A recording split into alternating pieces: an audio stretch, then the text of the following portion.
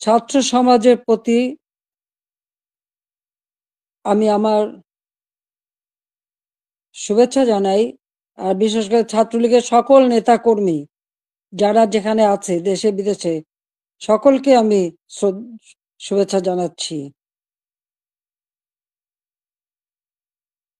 আসসালামু আলাইকুম এবং আদাব। সকলের জন্য আমার দোয়া আশীর্বাদ। বাংলাদেশ একটা ক্রান্তি লগ্নের মধ্য দিয়ে চলছে। বাংলাদেশকে নিয়ে যেন একটা ধ্বংসের খেলা শুরু হয়েছে।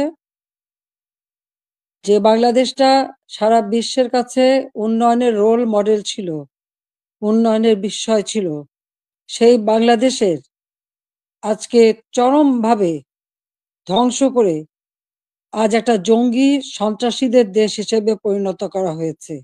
এটাই হলো সব থেকে দুর্ভাগ্যের বিষয়। আগস্ট মাস আমাদের শোকের মাস। সেই আগস্ট মাসেই আবার এদেশের মানুষের অধিকার কেড়ে নেওয়ার জন্য যে চক্রান্ত করা হয়েছে তার শিকার আজকে সমগ্র দেশ।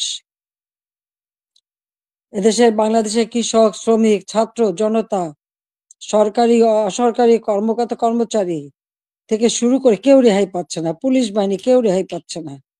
এদের ধ্বংসের খেলা আর রক্তের খেলা আজকে বাংলাদেশকে ক্ষত বিক্ষত করে দিচ্ছে। তোমাদের মনে আছে 2018 সালে ছাত্রদের একটা কোটা আন্দোলন শুরু হয়। আমি তো সে আন্দোলন আমি তাদেরকে কিছুই বলিনি, বরং কোটা বন্ধ করে দিয়েছিলাম, তাদের দাবি পূরণ করেছিলাম। এরপরে মুক্তিযোদ্ধা কয়েকটা পরিবার একটা কোর্টে মামলা করে, তার একটা রায় হয়। সেই রায়ের যখন কোটা আবার চালু করে, আমরা সরকারের পক্ষ থেকেই রিট করে সেটা স্থগিত করে দিই। প্রকৃতপক্ষে আর কোটা আন্দোলন বা কোটা ইস্যুটাই ছিল না। কিন্তু এটা যে কোটা আন্দোলন ছিল না, এটা যে ছিল একটা ভিন্ন ষড়যন্ত্র, সেটা আমি বারবার বলেছি। এটা ছিল সেই একজন ক্ষমতার লোভী, তার মেটিকুলাস ডিজাইনের একটা অংশ। সেই অংশ হিসেবে সে ছাত্র হত্যা করেছে, জনগণকে হত্যা করেছে, আওয়ামী লীগের নেতাকর্মী হত্যা করেছে, পুলিশ হত্যা, সাংবাদিক হত্যা, সাংস্কৃতিক কর্মী হত্যা, সারা দেশটাকে ক্ষত বিক্ষত করা, অর্থনীতিকে ধ্বংস করা। আমাদের মহান নেতা জাতির পিতা বঙ্গবন্ধু শেখ মুজিবুর রহমান তার জীবনটাকে উৎসর্গ করেছেন বাংলার জনগণের জন্য। সেই ছাত্র জীবনে যখন পাকিস্তানি শাসকরা আমাদের মাতৃভাষায় কথা বলার অধিকার কেড়ে নেয়, তারই প্রতিবাদ তিনি করেছিলেন। ঢাকা বিশ্ববিদ্যালয়ে তিনি আইন বিভাগের ছাত্র ছিলেন। আর এই প্রতিবাদ করবার জন্যই তিনি বাংলাদেশ ছাত্রলীগ প্রতিষ্ঠা করেন 1948 সালের 4 জানুয়ারি। এবং বাংলাদেশ ছাত্রলীগ তমদ্দুন মজলিস সহ আরো কয়েকটি প্রগতিশীল রাজনৈতিক দল নিয়ে ভাষা সংগ্রাম পরিষদ গঠন করেন। সেই ভাষা আন্দোলনে আমাদের যারা শহীদ হয়েছেন আমি তাদের আজকে স্মরণ করি। সালাম, বরকত, জব্বার যারা জীবন দিয়েছেন, রক্তের অক্ষরে বলে গেছেন আমরা মায়ের ভাষায় কথা বলতে চাই। আর এই আত্মত্যাগের মধ্য দিয়ে আমাদের যাত্রা শুরু। ধাপে ধাপে জাতির পিতা বঙ্গবন্ধু শেখ মুজিব এই বাংলাদেশের জনগণকে স্বাধীনতার চেতনায় উদ্বুদ্ধ করেন এবং তারই নেতৃত্বে আমরা পেয়েছি স্বাধীনতা, পেয়েছি মুক্তিযুদ্ধে বিজয়। আমি জাতির পিতা বঙ্গবন্ধু শেখ মুজিবুর রহমানের প্রতি শ্রদ্ধা জানাচ্ছি। শ্রদ্ধা জানাই জাতীয় চার নেতার প্রতি, 30 লক্ষ শহীদের প্রতি, 2 লক্ষ মা বোনের প্রতি। মুক্তিযোদ্ধাদের জানাই সশ্রদ্ধ সালাম। একটা যুদ্ধ-বিধ্বস্ত দেশের দায়িত্বভার নিয়েছিলেন বঙ্গবন্ধু শেখ মুজিব। মাত্র 3 বছর 7 মাসের মধ্যে সে যুদ্ধের ভয়াবহতা কাটিয়ে ওঠেন। ধ্বংসস্তূপের উপর দাঁড়িয়ে যে যাত্রা শুরু করেছেন শূন্য হাতে, সেই বাংলাদেশকে তিনি মাত্র 3 বছর 7 মাসের মধ্যে একটা স্বল্পোন্নত দেশে উন্নীত করেন। সে সময় যখন বাংলাদেশের মানুষের শান্তি শৃঙ্খলা ফিরে আসে, মানুষ একটু সুন্দর জীবনের স্বপ্ন দেখতে শুরু করে, ঠিক তখন আসে আঘাত। 75 15ই আগস্ট। ওই ধানমন্ডি 32 নম্বর বাড়ি, যেখান থেকে জাতির পিতা স্বাধীনতার ঘোষণা দিয়েছিলেন, পাকিস্তানি হানাদার বাহিনী তাকে গ্রেপ্তার করে নিয়ে গেছিল এই ঘটনার পর। তখনও এই বাড়িটা তারা লুটপাট করেছিল, কিন্তু আগুন দিয়ে পোড়ায়নি, ভাঙেনি। মুক্তিযুদ্ধে বিজয়ের পর জাতিপিতা ফিরে আসতে সক্ষম হন বাংলাদেশে। 10ই জানুয়ারি 1972 সালে তিনি প্রত্যাবর্তন করেন। এই বাড়িতে বসেই তিনি কিন্তু বাংলাদেশের এই বিধ্বস্ত বাংলাদেশকে গড়ে তোলেন। রাষ্ট্রপতি হিসেবে তিনি কিন্তু রাষ্ট্রপতি ভবনে থাকেননি, বা প্রধানমন্ত্রী হিসেবে প্রধানমন্ত্রী ভবনে থাকেননি। এই ছোট বাড়িটা, যে বাড়িটা আমার মা অনেক কষ্ট করে প্রতিটি ইট নিজের হাতে গেড়ে তিনি এই বাড়িটা গড়ে তুলেছিলেন। ওই বাড়িতেই 15ই আগস্ট আমার বাবা জাতির পিতা বঙ্গবন্ধু শেখ মুজিবকে হত্যা করা হয়। আমার মা বেগম ফজিলাতুন্নেছা মুজিবকে হত্যা করে। আমার 3 ভাই, সকলেই আমার ছোট। মুক্তিযোদ্ধা ক্যাপ্টেন শেখ কামাল, মুক্তিযোদ্ধা লেফটেন্যান্ট শেখ জামাল এবং ছোট রাসেল, যার বয়স ছিল মাত্র 10 বছর। তাদেরকে কিন্তু কেউ নির্মমভাবে হত্যা করে। কামাল জামালের নবপরিণীতা বধূ সুলতানা এবং রোজি জামালকে হত্যা করে। আমার একমাত্র চাচা শেখ আবু নাসের, তিনিও মুক্তিযোদ্ধা, পঙ্গু ছিলেন। ঘাতকের নির্মম বুলেটের আঘাতে তিনিও জীবন হারান। রাষ্ট্রপতি মিলিটারি সেক্রেটারি ছুটে এসেছিলেন ব্রিগেডিয়ার জামিল উদ্দিন, তাকেও হত্যা করে। পুলিশ অফিসার সিদ্দিকুর রহমানকে হত্যা করে। একই সাথে যুবনেতা শেখ ফজলুল হক মনিকে হত্যা করে, তার অন্তঃসত্ত্বা স্ত্রী আরজুমনি, তাকেও হত্যা করে। আব্দুর রব সানিবাদ, যিনি স্বাধীনতার সংগঠক ছিলেন, তাকে হত্যা করে। তার 10 বছরের ছেলে আরিফ, 13 বছরের মেয়ে বেবি, 4 বছরের নাতি সুকান্ত সহ ওই পরিবারের সদস্যদের নির্মমভাবে হত্যা করে। 15ই আগস্টে যারা শাহাদাত বরণ করেছে, আমি তাদের আত্মার মাগফিরাত কামনা করি।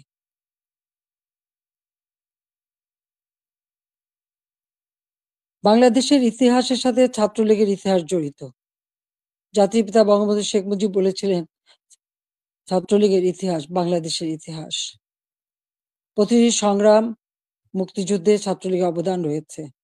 75-এর পর গণতান্ত্রিক অধিকার প্রতিষ্ঠার জন্য যে সংগ্রাম করি, সেখানেও শহীদের তালিকায় ছাত্রলীগের সংখ্যাটাই বেশি। বারবার আঘাত এসেছে, একের পর এক কূ হয়েছে, হত্যা, কূ, ষড়যন্ত্রের রাজনীতি শুরু হয়েছে। সেখান থেকে বাঙালি জাতিকে উদ্ধার করে আমরা এদেশে গণতন্ত্র প্রতিষ্ঠা করি। 15ই আগস্ট আমার ছোট বোন রেহানা আর আমি বিদেশে ছিলাম বলে বেঁচে গিয়েছিলাম। 6টি বছর প্রবাসে আমরা কাটাই। এরপর আমি সুযোগ পাই বাংলাদেশে ফিরে আসতে, বলতে গেলে অনেকটা জোর করে ফিরে আসি। যে দেশে আমার পিতামাতার ঘাতকের দল, যাদেরকে ইন্ডেমনিটি দেওয়া হয়েছিল, তাদের বিচার করা যাবে না। অর্থাৎ আমি একজন মানুষ হিসেবে আমার বাবা, মা, ভাইয়ের বিচার চাইতে পারবো না। সেই বিচারহীনতার সংস্কৃতি ছিল বাংলাদেশে। যে দেশে গণহত্যা চালিয়েছিল পাকিস্তান হানাদার বাহিনী, গ্রামের পর গ্রাম জ্বালিয়ে পুড়ে ছারখার করেছিল। মা বোনদেরকে ধরে নিয়ে ক্যাম্পে রেখে দিনের পর দিন পাশবিক অত্যাচার করত। সেই যুদ্ধাপরাধী যাদের বিচার জাতিপিতা শুরু করেছিলেন, তাদেরকেও কিন্তু ছেড়ে দেওয়া হয়, মুক্তি দেওয়া হয়েছিল তখন। সেই অবস্থায়ও কিন্তু আমি দেশে ফিরে এসেছিলাম একটা প্রত্যয় নিয়ে, যে আদর্শ নিয়ে, যে চেতনা দিয়ে বাংলাদেশ স্বাধীন হয়েছে। যে চেতনা নিয়ে বাংলাদেশ স্বাধীন হয়েছে, সেই মুক্তিযুদ্ধের চেতনাকে বাস্তবায়ন করা। যে আদর্শ বুকে ধারণ করে লাখো শহীদ রক্ত দিয়ে দেশ স্বাধীন করেছে, সেই শহীদের মর্যাদা রক্ষা করে বাংলাদেশের মানুষের অন্ন, বস্ত্র, বাসস্থান, চিকিৎসা, শিক্ষা, মৌলিক অধিকারগুলি নিশ্চিত করে বাংলাদেশকে একটা উন্নত, ক্ষুধা, দারিদ্র্যমুক্ত বাংলাদেশ গড়ে তোলা, যা জাতির পিতা বঙ্গবন্ধু শেখ মুজিবের স্বপ্ন ছিল। এবং সেই কাজে আমরা কিন্তু সাফল্য অর্জন করেছিলাম। প্রথমবার সরকারে এসে আমরা অনেকগুলি উন্নয়নের কাজ করি, এরপর আসতে পারিনি। আবার বাংলাদেশে জঙ্গি, সন্ত্রাস, দুর্নীতির দেশ হয়েছিল, প্রায় 8টি বছর সময় নষ্ট হয়। 2008-এর নির্বাচনে আওয়ামী লীগ এককভাবে 300 সিটের মধ্যে 233টা সিট পায়। বাংলাদেশের মানুষের আস্থা, বিশ্বাস অর্জন করে সরকার গঠন করি। 2009 সাল থেকে 2024 সাল এই বাংলাদেশ উন্নয়নশীল দেশের মর্যাদা পায়। যখন আমরা জাতির পিতার জন্ম শতবার্ষিকী 2020 সালে এবং স্বাধীনতা সুবর্ণ জয়ন্তী 2021 সালে উদযাপন করি, তখনই কিন্তু বাংলাদেশ উন্নয়নশীল দেশের মর্যাদা পায় এবং জাতিসংঘ স্বীকৃতি দেয়। জাতির পিতা বঙ্গবন্ধু শেখ মুজিবের সেই ঐতিহাসিক 7ই মার্চের ভাষণ, সে ভাষণও ইউনেস্কো বিশ্ব প্রামাণ্য দলিলে স্থান করে দেয়। কারণ যে ভাষণ পৃথিবীর বিভিন্ন দেশে সামরিক অসামরিক নেতারা ভাষণের মধ্য দিয়ে মানুষকে উজ্জীবিত করেছে, সেই ভাষণগুলির মধ্যে প্রায় 2500 বছরের সকল ভাষণের মধ্যে জাতিপিতা বঙ্গবন্ধু শেখ মুজিবের ভাষণটি সর্বশ্রেষ্ঠ ভাষণ হিসেবে গণ্য হয়। আন্তর্জাতিক প্রামাণ্য দলিলে তার স্থান পেয়েছে। বাংলাদেশে এখন জাতির পিতা বঙ্গবন্ধু শেখ মুজিবের ভাষণ নিষিদ্ধ করেছে, কিন্তু আন্তর্জাতিকভাবে তো তার স্বীকৃতি পেয়েছে। 21শে ফেব্রুয়ারি সারা বিশ্বে আন্তর্জাতিক মাতৃভাষা দিবস হিসেবে স্বীকৃতি পেয়েছে, যেটা আওয়ামী লীগ সরকার এসেই আমরা সেই উদ্যোগ নিয়েছিলাম এবং ইউনেস্কো কর্তৃক সেটা স্বীকৃতি পেয়েছিল। বাংলাদেশের উন্নয়ন, এটা তো শুধু একথা তো কেউ বলতে পারবে না যে উন্নয়নটা শুধুমাত্র আমরা একটি দলের জন্য করেছি। এই উন্নয়নটা সারা দেশের মানুষের জন্য। আমরা দেশের ছেলে মেয়েদের, আমাদের ভবিষ্যৎ প্রজন্ম, তরুণ সমাজ যারা এদেশের একদিন কর্ণধার হবে, তাদের জন্য মানসম্মত শিক্ষার পরিবেশ আমরা তৈরি করেছিলাম, যেখানে ছিল অনবরত সেশন জট। সেখান থেকে মুক্ত করে আমরা শিক্ষার পরিবেশ তৈরি করি। সাথে সাথে ব্যাপকভাবে যাতে তরুণ সমাজের কর্মসংস্থান সৃষ্টি হয়, তার জন্য আমি সমস্ত কিছু বেসরকারি খাতে উন্মুক্ত করে দিই। আমাদের দেশে মাত্র একটা টেলিভিশন ছিল, একটা রেডিও ছিল। কোনো মোবাইল ফোন ছিল না, ডিজিটাল ফোন ছিল না। ডিজিটাল বাংলাদেশ গড়ে তোলা এবং টেলিভিশন, রেডিওকে বেসরকারি খাতে উন্মুক্ত করে দেওয়া, ব্যাংক, বিমান থেকে শুরু করে প্রতিটি প্রতিষ্ঠান বেসরকারি খাতে উন্মুক্ত করে দিয়েছিলাম একটা লক্ষ্য নিয়েই, যে আমাদের তরুণ সমাজের কর্মসংস্থানের ব্যবস্থা হবে, সেই লক্ষ্য নিয়েই। আমাদের দেশের উন্নয়নের যত পরিকল্পনা আমরা নিয়েছি, সে পরিকল্পনাগুলি ছিল একেবারে গ্রাম পর্যায় পর্যন্ত। আমার গ্রাম, আমার শহর। সেভাবে যেন প্রত্যেকটা গ্রাম গড়ে ওঠে এবং প্রত্যেকটা গ্রামের মানুষ যেন নাগরিক সুবিধা পায়, সেই ব্যবস্থাও আমরা করেছিলাম।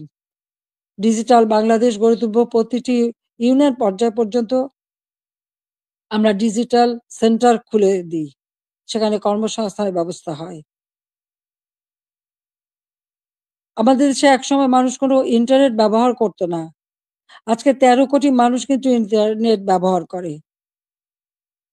মোবাইল ফোন ছিল না। সেই মোবাইল ফোনও উন্মুক্ত করে দিই এবং এখন 18 কোটি সিম ব্যবহার হয় এবং এর জন্য আমরা ট্রেনিং এর ব্যবস্থা করি। কম্পিউটার ট্রেনিং ইনকিউবেশন সেন্টার করে দিয়েছি। স্কুলে কম্পিউটার ল্যাব তৈরি করে দেওয়া হয়েছে। বিশ্ববিদ্যালয়ে বিনামূল্যে ইন্টারনেট সার্ভিস ব্যবস্থা করা হয়েছে। Wifi connection, broadband connection, Bangabandhu satellite ১ আমরা উৎক্ষেপণ করেছি। আধুনিক প্রযুক্তি জ্ঞান সম্পন্ন জাতি গড়ে উঠুক, সেটাই চেয়েছি। বিজ্ঞান প্রযুক্তি বিশ্ববিদ্যালয় 96 সালে সরকার এসেই নির্মাণ করি, যাতে করে বিজ্ঞানের দিকে মানুষ ঝোঁকে, গবেষণায় প্রতি মনোযোগী হয়। কারণ বিজ্ঞানের বিকাশ ছাড়া কখনো কোনো দেশ উন্নতি লাভ করতে পারে না। সেজন্য এই ব্যবস্থা আমরা নিয়েছিলাম। এরপরে টেক্সটাইল বিশ্ববিদ্যালয়, ফ্যাশন ডিজাইন বিশ্ববিদ্যালয়, ডিজিটাল বিশ্ববিদ্যালয়, ইসলামিক আরবি বিশ্ববিদ্যালয়, এভিয়েশন এবং আম এয়ারোস্পেস বিশ্ববিদ্যালয় থেকে শুরু করে কৃষি বিশ্ববিদ্যালয়, বহুমুখী বিশ্ববিদ্যালয় আমরা করে দিয়েছি। মেডিকেল বিশ্ববিদ্যালয়, সবগুলি কিন্তু আওয়ামী লীগের করা, আওয়ামী লীগের হাতে গড়া। একটার পর একটা ইনস্টিটিউট করে দিয়েছি। ব্যাপকভাবে কর্মসংস্থান সৃষ্টি করেছে। পাবলিক সার্ভিস কমিশনে প্রতি বছর নিয়মিত পরীক্ষা হওয়া শুরু করে। ছেলেমেয়েরা যথাযথভাবে মেধার ভিত্তিতেই কিন্তু চাকরি পেয়েছে, কাজ পেয়েছে। কর্মসংস্থান ব্যাংক প্রতিষ্ঠা করে দিয়ে, যেখান থেকে বিনা জামানতে ঋণ নিয়ে সবাই যেন কাজ করতে পারে, কর্মসংস্থান ব্যবস্থা যাতে হয়। ব্যাপক হারে যেন বিদেশি বিনিয়োগ আসে, সেই সুযোগ আমরা সৃষ্টি করে দিই এবং সেই বিনিয়োগ এসেছে। 2009 সালে সরকার এসে আমি প্রেক্ষিত পরিকল্পনা প্রণয়ন করি 2010 থেকে 2021। যার লক্ষ্য ছিল বাংলাদেশকে আরো উন্নত করা, বাংলাদেশের মানুষের জীবন মান উন্নত করা। আধুনিক বিশ্বের সঙ্গে যাতে তাল মিলিয়ে চলতে পারে সেই ব্যবস্থা করা, এবং সেটাই আমরা কিন্তু করেছিলাম। আজকে আমাদের এটা ভুললে চলবে না যে মুক্তিযুদ্ধ, জাতির পিতা বঙ্গবন্ধু শেখ মুজিবের অবদান এবং গণতন্ত্র প্রতিষ্ঠার সংগ্রাম, এর সব কিছুই কিন্তু আমাদের আন্দোলন সংগ্রামের ফসল। জাতির পিতা বঙ্গবন্ধু শেখ মুজিব যদি এদের স্বাধীন না করতেন, তাহলে আমরা কোথায় থাকতাম? পাকিস্তানের একটা প্রদেশ। পাকিস্তান আমলে একজন বাঙালি কিন্তু সেক্রেটারি হতে পারেনি, একজন বাঙালি কিন্তু মেজর জেনারেল পর্যন্ত যেতে পারেনি, মাত্র মেজর হিসেবে থাকতে পারত, একজন মাত্র কর্নেল ছিল। পাকিস্তান আমলে কিন্তু আমাদের শিক্ষার কোনো উচ্চশিক্ষার সুযোগই ছিল না। এমনকি বিদেশে যেতে হলে ওই পাকিস্তানের রাজধানীতে যেয়ে বিদেশের আমাদের পাসপোর্ট এবং ভিসা নিতে হতো। আন্তর্জাতিক ফ্লাইট করাচি থেকে নিতে হতো। সেটা আমার নিজের অভিজ্ঞতা আছে। ৬৯ সালে যখন আমি বিদেশে যাই, ওই করাচিতে যেয়ে থেকে ভিসা নিয়ে তারপর যেতে হয়েছে। কিন্তু দেশ স্বাধীন হবার পরে তো সেটা ছিল না। আমদানি রপ্তানি ব্যবসা পূর্ববঙ্গে কেউ করতে পারত না। ওই পাকিস্তানে যেয়েই করতে হতো। কিন্তু আমরা স্বাধীনতা অর্জন করতে পেরেছি বলেই সকল সুযোগ আমরা পেয়েছি। আমাদের ছেলেমেয়েরা উচ্চ শিক্ষার সুযোগ পেয়েছে। আমাদের মুক্তিযুদ্ধের ইতিহাস আমাদের গৌরবের ইতিহাস, আমাদের বিজয়ের ইতিহাস। এই ইতিহাস কেউ মুছে ফেলতে পারবে না। আমি জানি এটা মুছে ফেলার চেষ্টা হচ্ছে। সংবিধানকে ধ্বংস করা, জাতীয় পতাকা ধ্বংস করা, অনেক চেষ্টাই করা হয়েছে। কিন্তু লাখো শহীদের রক্তের বিনিময়ে যে পতাকা পেয়েছি, যে সংবিধান পেয়েছি, যে স্বাধীনতা পেয়েছি, তা ওই কয়েকজন বুলডোজার দিয়ে ভেঙে গুড়িয়ে দেবে এ শক্তি তাদের হয়নি এখনো। এটা তাদের দুর্বলতার প্রকাশ। তারা একটা দালান ভাঙতে পারে, কিন্তু ইতিহাসকে তারা ধ্বংস করতে পারে না। ইতিহাস কিন্তু তার প্রতিশোধ নেয়, এটাও তাদের মনে রাখতে হবে। একবার মুছে ফেলা হয়েছিল ৭৫-এর পর, এরপরে আবার এখন শুরু। যারা এটা করছে তারা তাদের হীনমন্যতার পরিচয় দিচ্ছে। তাদের কাছে বোধহয় বাংলাদেশের স্বাধীনতাটা পছন্দ হয় না, ওই পাকিস্তানিদের মানে অধীনে থাকা আর তাদের পদলেহন করাটাই তাদের বোধহয় পছন্দ। আজকে অন্তত আমরা বলতে পারি, জাতির পিতা স্বাধীনতার পর যুদ্ধ বিধ্বস্ত দেশ যখন গড়ে তোলেন, তখনও কিন্তু ছাত্রছাত্রীদের বিনামূল্যে বই দিতেন, বিনামূল্যে কাপড় চোপড় দিয়েছেন, প্রত্যেক বাড়ি বাড়ি ত্রাণ সামগ্রী পৌঁছে দিয়েছেন। বাংলাদেশের মানুষের কল্যাণে তিনি কাজ করে দিয়ে গেছেন এবং পথ দেখিয়ে দিয়ে গেছেন। আর তারই পদাঙ্ক অনুসরণ করে আমরা বাংলাদেশ পরিচালনা করে বাংলাদেশকে কিন্তু উন্নত করেছি। আজকে আমরা বিনামূল্যে পাঠ্য পুস্তক দিতাম ১লা জানুয়ারি। আমার প্রশ্ন, এবছরে কেন এখনো বই দিতে পারলো না? ফেব্রুয়ারি মাস শুরু হয়ে গেছে, এখনো বই দিতে পারেনি। অথচ কোভিডের সময় যখন অর্থনৈতিক মন্দা বিশ্বব্যাপী, তখনও আমরা ঠিক ১লা জানুয়ারি আমাদের শিক্ষার্থীদের হাতে বই তুলে দিয়েছিলাম সময় মতো। তাদের পড়াশোনা, স্কুলে যাওয়া বন্ধ ছিল, অনলাইনে পড়াশোনা করা বা টেলিভিশনের মাধ্যমে একটা ক্লাসগুলি সেটা তুলে ধরা তাদের কাছে। ঘরে বসে আমার ঘর আমার স্কুল, এই কর্মসূচি বাস্তবায়নের মাধ্যমে পড়াশোনা যাতে অব্যাহত থাকে সেই ব্যবস্থাই আমরা করে দিয়েছিলাম। প্রত্যেকটা শিক্ষা প্রতিষ্ঠান একেবারে প্রাইমারি লেভেল থেকে নিয়ে শুরু করে সবগুলি কিন্তু উন্নতি আমরা করেছি। মাদ্রাসার শিক্ষার উন্নতি করেছি, স্বীকৃতি দিয়েছি, কমই মাদ্রাসাকেও আমরা স্বীকৃতি দিয়েছি এবং অনেক মাদ্রাসা আমরা সরকারিকরণ বা সেগুলি আমরা যাতে আমাদের সব রকম সহযোগিতা পায় সেই ব্যবস্থা আমরা করে দিয়েছি। আমাদের শিক্ষা যাতে কোনো মতে ক্ষতি না হয়, প্রত্যেকটা ছেলেমেয়ে যাতে স্কুলে যেতে পারে, প্রি প্রাইমারি শিক্ষা আমরাই প্রতিষ্ঠিত করি এবং সেই সাথে সাথে মায়ের নামে আমরা একটা বিশেষ অনুদান পাঠাতাম বাচ্চাদের স্কুলে পাঠানোর জন্য। উপবৃত্তি দেওয়া, বৃত্তি দেওয়া এবং উচ্চশিক্ষার সুযোগ করে দেওয়া, সেই পদক্ষেপ আমরা নিয়েছিলাম যাতে আমাদের গরিব মেধাবী ছেলে মেয়েরা যথাযথভাবে পড়াশোনা করতে পারে, সেই সুযোগটা আমি করে দিয়েছিলাম। ৪ কোটির উপর শিক্ষার্থী এই সুযোগ পেত। এমনকি বঙ্গবন্ধু মেমোরিয়াল ট্রাস্ট আমরা যখন দেশে ফিরে আসি ওই বাড়িটি আমরা তো ব্যক্তিগত কাজে ব্যবহার করিনি ৩২ নম্বরের বঙ্গবন্ধু ভবন। আমরা ২ বোন জনগণকে দান করে দিয়েছিলাম বঙ্গবন্ধু মেমোরিয়াল ট্রাস্ট করে। এবং সেখানে একটি মিউজিয়াম করেছিলাম সেই স্মৃতি রক্ষার জন্য। আর সেই ট্রাস্টের মাধ্যমে ছাত্রছাত্রীদের আমরা বৃত্তি দিতাম। কম করে হলেও ৳৫০০, উপরে ৳২,০০০। মেডিকেল ইঞ্জিনিয়ারিং পর্যন্ত যারা পড়তো সকলের জন্য এই বৃত্তি উন্মুক্ত ছিল। ১৮০০ শিক্ষার্থীকে আমরা বৃত্তি দিতাম। তাছাড়া অনেক দুস্থ এবং গ্রেনেড হামলা আহত, নিহত পরিবার তাদেরকে মাসোহারা দিতাম। কোভিডের সময় এই বঙ্গবন্ধু মেমোরিয়াল ট্রাস্ট থেকেই ৫ কোটি টাকা দিয়ে আমি ফান্ড করে দিয়েছিলাম প্রাইম মিনিস্টার অফিসে।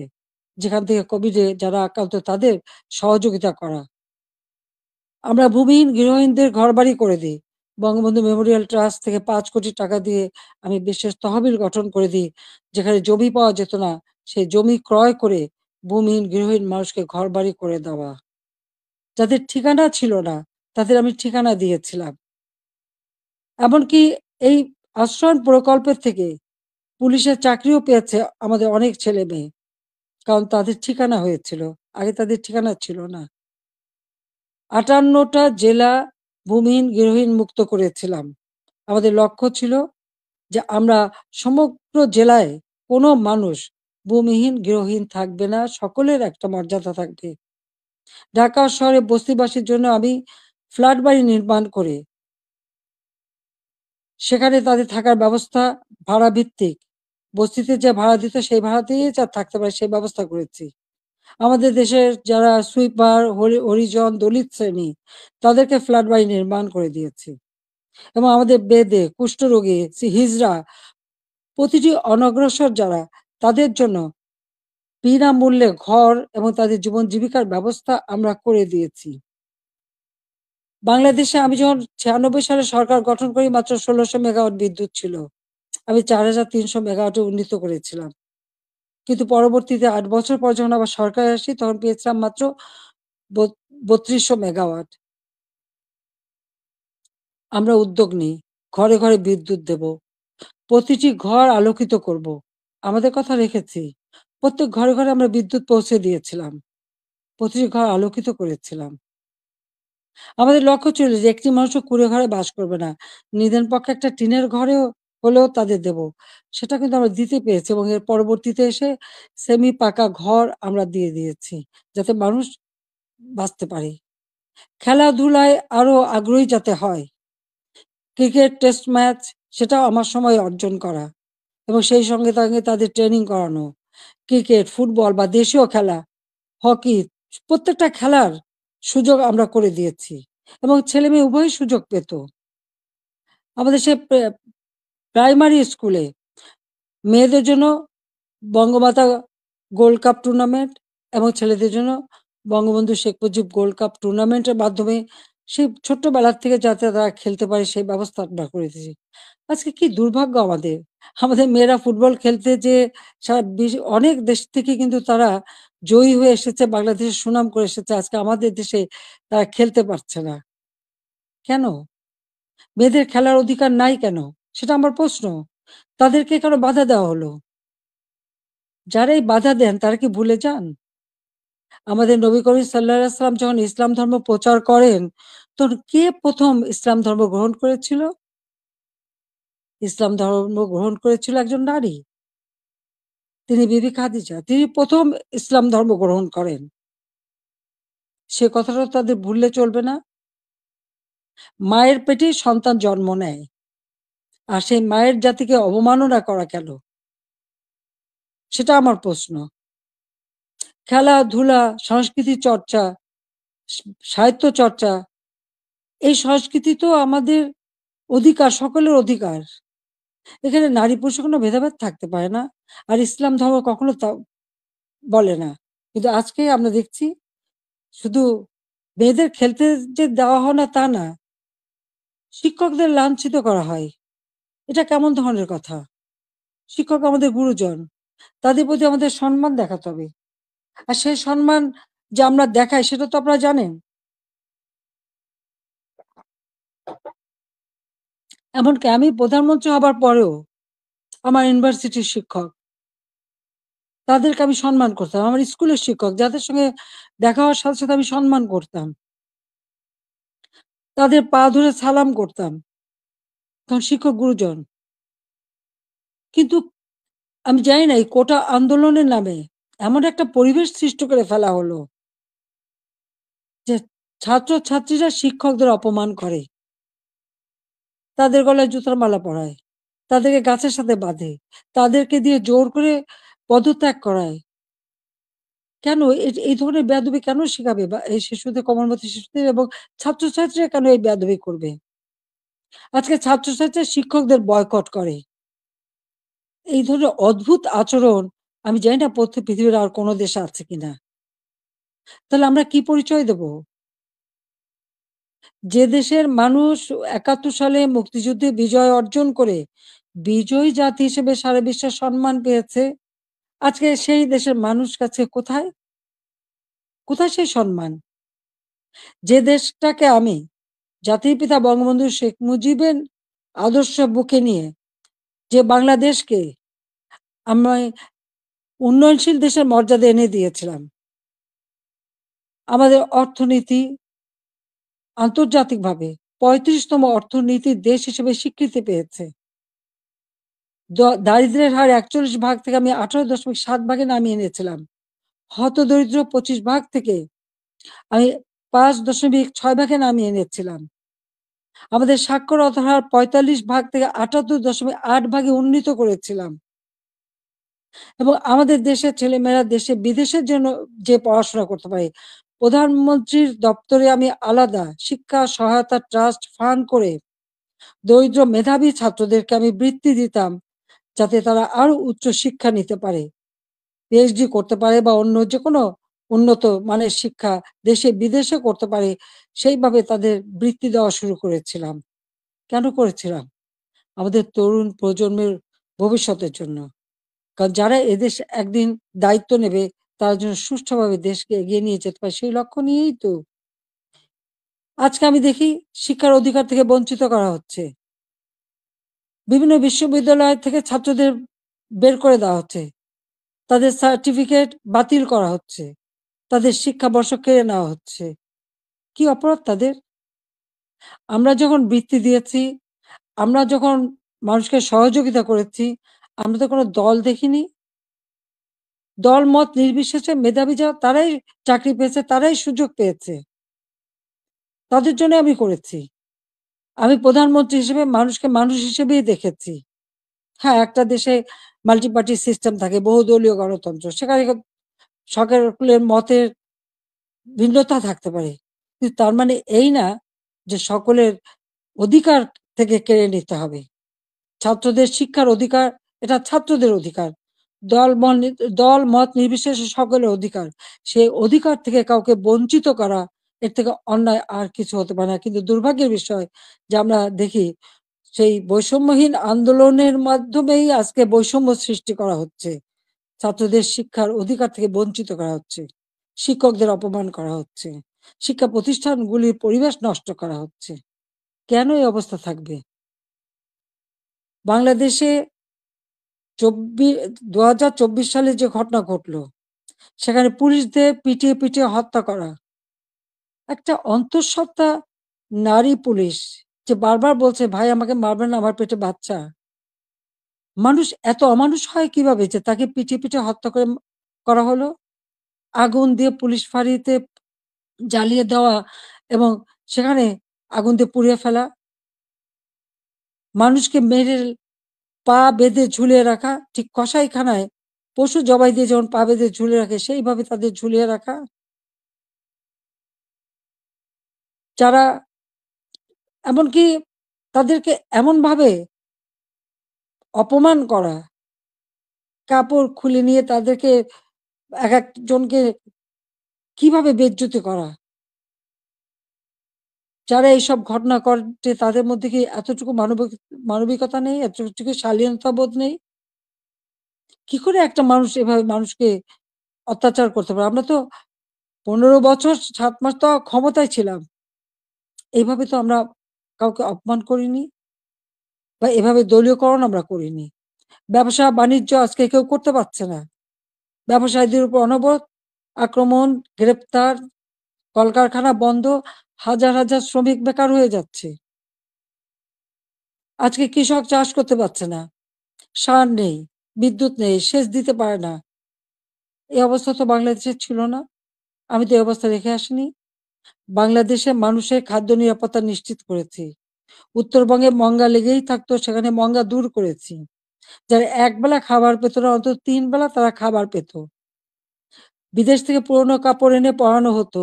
কই আওয়ামী লীগ সরকার আসার পর তো বিদেশ থেকে পুরনো কাপড় এনে পরানো লাগেনি।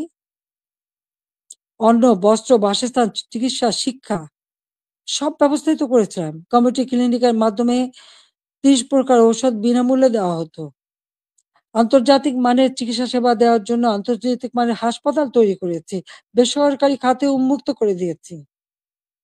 প্রায় 44,000-এর মতো নার্স নিয়োগ দিয়েছি, 22,000 ডাক্তার নিয়োগ দিয়েছি। মানুষের সেবা মানুষ যাতে পায় সেই ব্যবস্থাই আমরা নিয়েছি। কিন্তু আজকে যেন সব বৃথা হয়ে গেল। অপরাধটা কি আমার? আমি সেটা জানতে চাই। যারা আমাকে স্বৈরাচার বলেন, গণহত্যা বলেন, আজকে আমার জিজ্ঞাসা, আজকে যে বাংলাদেশের যে অবস্থা চলছে, এই যে পুলিশ হত্যা, আওয়ামী লীগের প্রায় 400 মতো নেতাকর্মীকে নির্মমভাবে হত্যা করা হয়েছে। হাত কেটে, পা কেটে, গলা কেটে হত্যা করা। ছাত্র, যুবক, মহিলা কেউ তো ছাড়া পাচ্ছে না। ছেলেকে পায় না বলে মাকে গ্রেপ্তার করা, মাকে গাছের সাথে বেঁধে অপমান করা, জায়নামাজের উপরে কুপিয়ে মারা অথবা আগুন দিয়ে পুড়িয়ে ফেলা। এ কি বর্বরতা? এ কোন ধরনের বর্বরতা? তো এরা কারা? এরা কি গণহত্যাকারী না? এরা কি স্বেচ্ছাচারী না? একজন যাকে সবথেকে বেশি সহযোগিতা আমি করেছিলাম, গ্রামীণ ব্যাংকের ম্যানেজারের পদ, 6,000 টাকা বেতনের চাকরি 90 সালে পেয়েছিলেন। আমি 96-তে সরকার আসার পরে এই গ্রামীণ ব্যাংকে 400 কোটি টাকা দিয়ে এই গ্রামীণ ব্যাংকটাকে আমি দাঁড় করিয়ে দিই। শুধু তাই না, গ্রামীণ ফোনের ব্যবসাটাও ওই ডক্টর ইউনূসকে দিয়েছিলাম। আমার কাছে বারবার ধর্ণা দিয়েছিল। বলেছিল ওখান থেকে যে লাভ হবে সেই লাভের অংশ যাবে গ্রামীণ ব্যাংকে। তা কিন্তু যায়নি। বরং এগুলি বেচেই খেয়েছে, মানি লন্ডারিং করেছে, দুর্নীতি করেছে এবং তার ক্ষমতার লোভ আজকে বাংলাদেশকে ধ্বংসের দিকে নিয়ে এসেছে। একটি মানুষের ক্ষমতার লোভ বাংলাদেশকে জ্বালিয়ে পুড়ে ছারখার করে দিচ্ছে। তার মধ্যে কি এতটুকু মনুষ্যত্ব বোধ নেই? কৃতজ্ঞতা বোধ নেই? যেই তার উপকার করে তার উপরেই তার মাথায় আঘাতটা করতে হবে। কেন? ক্ষুদ্র ঋণ আন্তর্জাতিকভাবে স্বীকৃত ছিল না। এই ডক্টর ইউনূসেরই অনুরোধে আমি নিজে তার সম্মেলনে উপস্থিত হই, যেখানে স্পেনের রানী কুইন সোফিয়া এবং হিলারি ক্লিনটন তারা উপস্থিত হন। আমি উপস্থিত ছিলাম বলে প্রধানমন্ত্রী হিসেবে। এবং ক্ষুদ্র ঋণ জাতিসংঘে যাতে স্বীকৃতি পায় সে ব্যবস্থাও আমি করেছিলাম। কিন্তু কত বড় বেঈমান মুনাফিক যে তার ক্ষমতা লোভ এমন পর্যায়ে চলে গেল যে সে আমাকে আর রেহানাকে হত্যা করার পর্যন্ত পরিকল্পনা করলো এবং তার বক্তৃতায় তিনি ধরা পড়ে গেছেন। বিল ক্লিনটনের ফাউন্ডেশনে সে মোটা টাকা দেয়। আমাদের দেশে কোনো দুর্যোগ দুর্বিপাকে কোনোদিন মানুষকে এক পয়সা সাহায্য করেনি, কিন্তু সেখানে তিনি মোটা টাকা দিয়েছিলেন। আপনারা দেখেছেন গত সেপ্টেম্বর মাসে জাতিসংঘ যখন যায় সেখানে বিল ক্লিনটন ফাউন্ডেশনে দাঁড়িয়ে ইউনূস সাহেব কি বক্তৃতা দিলেন? যে এই আন্দোলন, কোটা আন্দোলন এটা কোনো ছাত্র জনতার আন্দোলন ছিল না। এটা ছিল তার meticulously designed আন্দোলন, যা তার মাস্টার মাইন্ডের মাধ্যমে করা। ওই মাহফুজ আলমকে তার পরিচয় করে দিয়েছিল মাস্টার মাইন্ড হিসেবে। তার অর্থটা কি? ছাত্রদেরকে বিভ্রান্ত করা হয়েছে। আমাদের ছাত্ররা কোমলমতি, তারা ঠিক কোনটা সঠিক সবসময় তো বুঝতে পারে না। তারা ঝুঁকে চলে এসেছে। আবার আরেকজন সমন্বয়ক বলল কি, গণভবন আক্রমণের আগে বেশি ছাত্র পায়নি, তাই ফলস আইডি কার্ড করে ভুয়া ছাত্র বানিয়ে নিয়ে এসেছিল। তার মানে এদের উদ্দেশ্যটা কি ছিল? আমি আজকে জাতির কাছে এটা জানতে চাই এবং জাতির কাছে আমি বলবো, 15ই আগস্ট আমরা 2 বোন বেঁচে গিয়েছিলাম, এটাই কি আমাদের অপরাধ?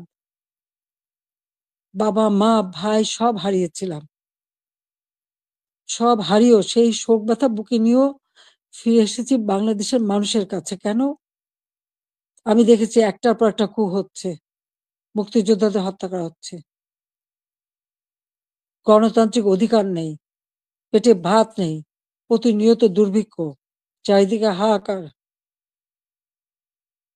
যে বাংলাদেশ জাতির পিতা স্বাধীন করেছিলেন, দুঃখী মানুষের মুখে হাসি ফোটাবেন, মানুষের ক্ষুধার অন্ন যোগাবেন, সকল মৌলিক অধিকার নিশ্চিত করবেন, সেই বাংলাদেশে প্রতিনিয়ত এই ক্ষমতার লড়াই, একটা অশান্ত পরিবেশ। বাংলাদেশের মানুষের আর্থসামাজিক উন্নয়ন করবার জন্যই আমি এসেছিলাম এবং আমি তা করেছি। কই, আমরা নিজের জন্য তো কিছু করিনি। আমাদের ছেলে মেয়ে, 5টা ছেলে মেয়ে, রানার আমার, তারা চাকরি করেছে, পড়েছে, লেখাপড়া শিখেছে, অক্সফোর্ড, হার্ভার্ড, এলএসসি অথবা লন্ডন স্কুল, বিভিন্ন জায়গা থেকে তারা ডিগ্রি পেয়েছে, তারা নিজেদের যোগ্যতায় ডিগ্রি নিয়েছে। তাদের জন্য তো আমি কিছু করিনি। তারা নিজেরা লেখাপড়া শিখে নিজের পায়ে দাঁড়িয়েছে। আমি তাদের একটা কথাই আমরা 2 বোন বলেছি আমাদের ছেলেমেয়েদেরকে, যে তোমাদের জন্য কোনো সম্পদ রেখে যেতে পারবো না।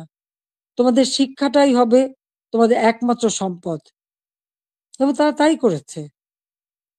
সেভাবেই তারা লেখাপড়া শিখে সেইভাবেই জীবনযাপন করে। আমি তো আমার নিজের জন্য কিছু করতে যাইনি। একমাত্র 32 নম্বর বাড়িটা, সেটাও তো আমি জনগণকে দান করে দিয়েছি আমরা 2 বোন। হ্যাঁ, জাতির পিতা পরিবারের নিরাপত্তা দেওয়ার জন্য একটা আইন করা হয়েছিল। সেই সূত্রে একটা বাড়ি রেহানাকে থাকতে দেওয়া হয়েছিল। আর আমার স্বামী, তিনিও চাকরিজীবী নিউক্লিয়ার সায়েন্টিস্ট ছিলেন। তার একটা বাড়ি 5 নম্বরে, যেটা জয়পুতুলের। আজকে সেই বাড়িও পুড়িয়ে দেওয়া হয়েছে। রেহানার বাড়িও লুট করা হয়েছে। আর গণভবন তো সরকারি, সেটা ভাঙাচোরা, লুটপাট, 2 হাতে লুট করা হয়েছে। এমনকি ডক্টর ইউনূস নিজেই ওখানে চলে গেছেন তার সমন্বয়কদের সাথে নিয়ে, উপদেষ্টাদের সাথে নিয়ে। তিনিও বোধহয় লুটপাট করতে গিয়েছিলেন। আর 32 নাম্বার, এটা তো আমরা কোনো ব্যক্তিগতভাবে ব্যবহার করিনি। মিউজিয়াম সারা বিশ্বের অনেক বড় বড় নেতারা এসেছেন, রাষ্ট্রপ্রধান এসেছেন, সরকার প্রধান এসেছেন, ওই বাড়ি ভিজিট করেছেন। আজকে সেই বাড়িটা ভেঙে ফেলা হচ্ছে। কেন? বাড়িটার কি অপরাধ? ওই বাড়িটাকে কেন এত ভয়? আমি দেশের মানুষের কাছে আজকে বিচার চাই। আমি দেশের জনগণের কাছে বিচার চাই। বলুন আপনারা, আমি কি আপনাদের জন্য কিছুই করিনি? আমি কি আপনাদের অন্ন, বস্ত্র, বাসস্থান, চিকিৎসার ব্যবস্থা করে দেইনি? আপনাদের ঘরে আলো জ্বালিনি? আপনাদের ছেলেমেয়ের লেখাপড়া শিক্ষার ব্যবস্থা করিনি? রাস্তাঘাট, পুল, ব্রিজ করে আপনাদের যোগাযোগের ব্যবস্থা, কর্মসংস্থানের ব্যবস্থা করে দেয়নি? তাহলে কেন এই অপমান? কেন এই বাড়িটা ভাঙা হবে? এই বাড়ি থেকে তো স্বাধীনতার ঘোষণা দিয়েছিলেন জাতির পিতা। আর স্বাধীন দেশ হয়েছিল বলেই তো আজকে বাংলাদেশ এত উন্নত হয়েছে। তাহলে এই বাড়ি কারা ভাঙে? আমি আপনাদের কাছে, দেশের জনগণের কাছে এই বিচার চাই। আমি ছাত্র সমাজের কাছেও এটা বলবো, যে যারা বিভ্রান্ত করে তোমাদেরকে বিভ্রান্তির পথে নিয়ে গিয়েছিল, ওই সাধারণ ছাত্রছাত্রীদের প্রতি তো আমাদের কোনো রাগও নেই, কোনো অভিযোগও নেই। কারণ আমি জানি তোমাদের এই বয়সটাই এরকম। কিন্তু সকলে তো এর মধ্যে ঢোকেনি তো। যারা আজকে এই ধরনের ধ্বংস করছে, যারা মানুষ হত্যা করেছে, তারা তো খুনি হিসেবে চিহ্নিত হবে। এখানে সাধারণ ছাত্রছাত্রীদের কোনো দায়বদ্ধতা নেই। কাজে আমি মনে করি যে এর থেকে সাধারণ ছাত্রছাত্রীদের দূরে থাকা ভালো। এদের এই ধ্বংসযজ্ঞে যেন অংশ না নেয়। বরং লেখাপড়ার পরিবেশ ফিরে আসুক, আরো উন্নত জীবন তোমরা পাও, আমি সেই দোয়াই করি। কিন্তু যে ইতিহাস আমাদের রক্তের অক্ষরে লেখা, সেই ইতিহাস ভুললে পরে নিজেদের অস্তিত্ব থাকবে না। সেই ইতিহাস ভুললে পরে আমরা বিশ্বে মাথা তুলে দাঁড়াতে পারবো না, চলতে পারবো না। 15ই আগস্টের পরে আমরা পারতাম না। খুনের জাতি হিসেবে পরিচিত ছিল এই দেশ। ভিক্ষার জাতি হিসেবে পরিচিত ছিল। প্রাকৃতিক দুর্যোগের দেশ হিসেবে পরিচিত ছিল। আমি সেখান থেকে বাংলাদেশকে উন্নত করে উন্নয়নের রোল মডেল হিসেবে সারা বিশ্বে বাংলাদেশের সম্মান নিয়ে এসেছিলাম। সারা বিশ্ব বাংলাদেশের উন্নয়নকে বিস্ময় বলে পরিচয় করত, তারা বিস্ময় বলে স্বীকার করত। কিন্তু 2024 সালের এই আগস্ট মাস থেকে আজকে বাংলাদেশ আবার সেই ধ্বংসের দেশ।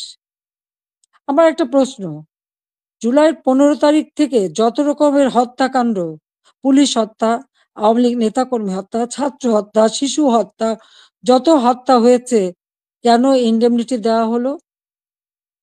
অপরাধ করলে অপরাধীদের শাস্তি পেতে হবে।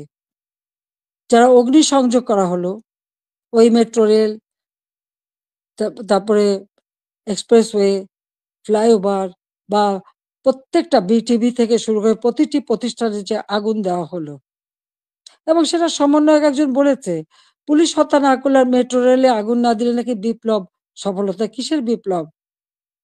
এই হত্যাযজ্ঞ ধ্বংসলীলাই কি বিপ্লব?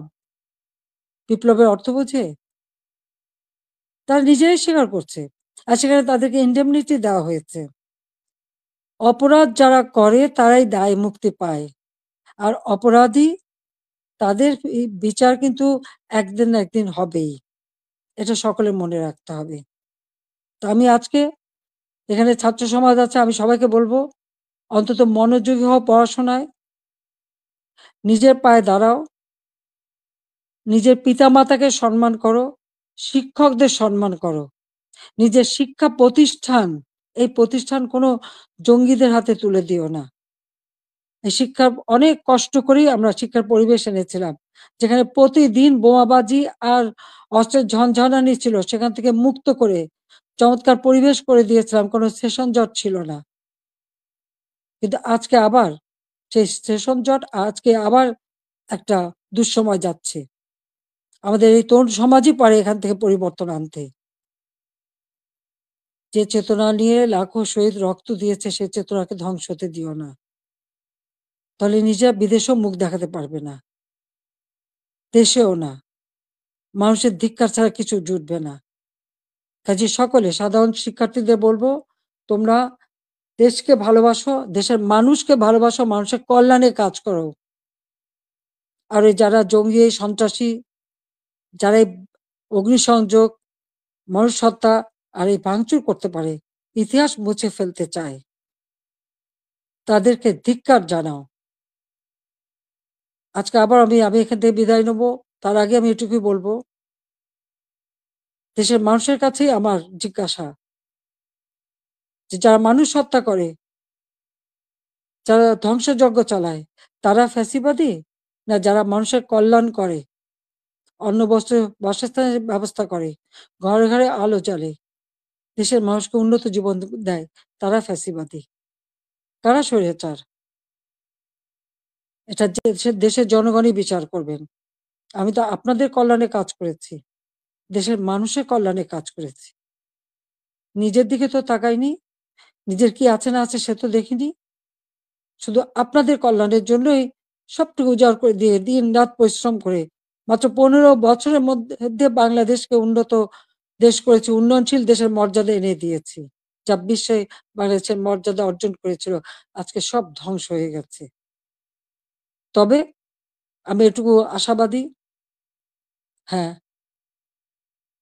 আমাদের যে স্মৃতিটুকু নিয়ে দুই বোন বেঁচে ছিলাম, আজকে সেই স্মৃতিটুকু ভেঙে ফেলা হচ্ছে। এর আগে আগুন দিয়ে পুড়িয়েছে, আজকে ভেঙে ফেলা হচ্ছে। হ্যাঁ, একটা দালান ভেঙে ফেলতে পারে, ইতিহাস মুছতে পারবে না। একবার ভাঙলে আবার আমরা গড়তে পারবো। এই বাংলাদেশ আবার মাথা তুলে দাঁড়াবে। বাংলাদেশের মানুষ আবার বিশ্ব দরবারে মাথা উঁচু করে দাঁড়াবে। আল্লাহ যখন বাঁচিয়ে রেখেছেন, তো নিশ্চয়ই আমার কিছু কাজ বাকি আছে। সেটুকু করার জন্য আল্লাহ বাঁচিয়ে রেখেছেন। নইলে বারবার কেন মৃত্যুর হাত থেকে বেঁচে আসবো?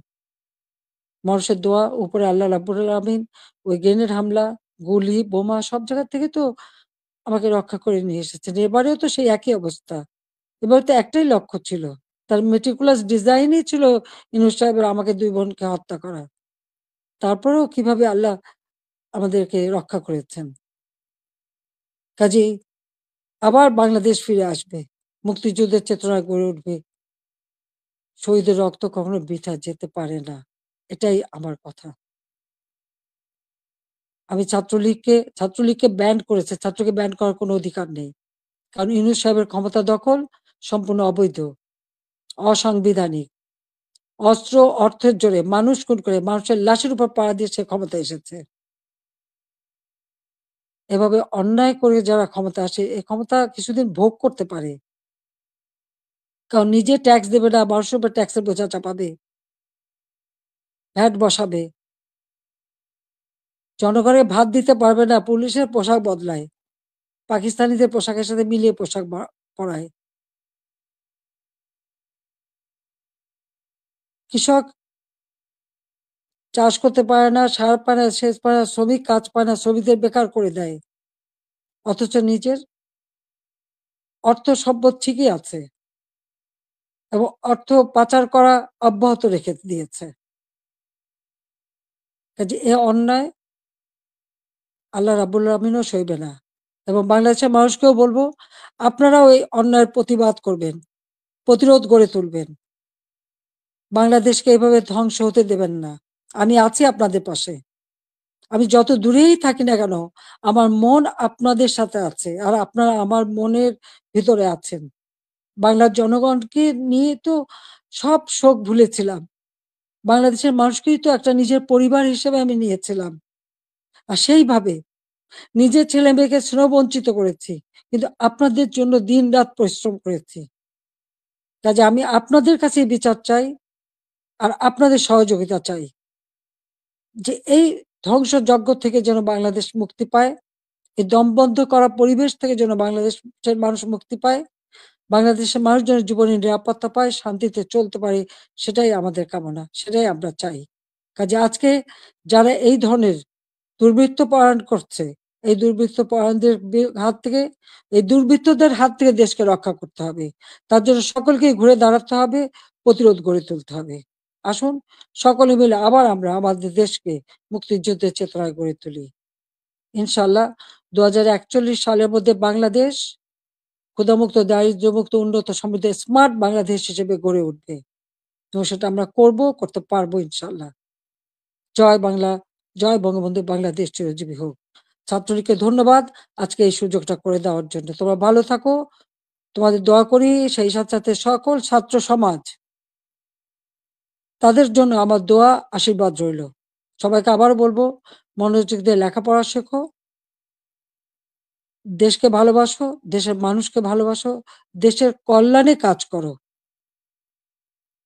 আমার দোয়া আশীর্বাদ সবসময় তোমাদের জন্য থাকবে। খোদা হাফেজ। জয় বাংলা, জয় বঙ্গবন্ধু।